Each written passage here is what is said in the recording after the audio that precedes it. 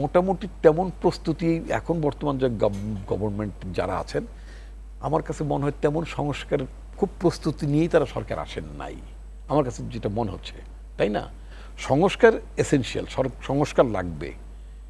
কি কি সংস্কার করবেন সেটা তাকে আউটলাইন করতে হবে, তারপরে নাগরিক সমাজের কাছে চাইতে পারেন, পলিটিক্যাল পার্টিগুলোর কাছে চাইতে পারেন। আমাদের ভাবনা আছে না, আমাদের যে 31 দফা, 27 দফা, 19 দফা বিভিন্ন সময় আমরা যেগুলো করেছি সেগুলো নিয়েই তো আপনার মানে কথা হতে পারে। মেনলি মূলত সংস্কারের অঙ্গীকার থাকতে হবে রাজনৈতিক দলের। রাজনৈতিক দলগুলো তো আমার মনে হয় না কেউ সংস্কার বিমুখ, আমার তো মনে হয় না। নান অফ আজ, আমরা কেউই তো সংস্কার বিমুখ না, বাট স্টার্টটা করতে হবে।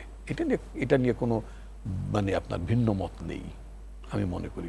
এটাই এই গভর্নমেন্টের জন্য সবচেয়ে বড় প্লাস পয়েন্ট হচ্ছে সবাই সংস্কার চান, কিন্তু সংস্কারটা শুরু হতে হবে। কি সংস্কার করবে সেটা বলতে হবে, জানাতে হবে, মানুষের কাছে আহ্বান করতে হবে। এখন তো কোনো ব্যাপার না, আপনি ওই যে গণশুনানি হয় না এনার্জি সেক্টর, যেমন আপনি চাইলেই তো প্রস্তাবনা পেতে পারেন। নাগরিকরা কিন্তু আমাদের পলিটিশিয়ানদের চেয়ে কম ভাবেন না দেশ নিয়ে। অনেকের কাছে ভালো ভালো প্রস্তাবনা আছে, আপনি চান চাইলেই দেবে আমার ধারণা।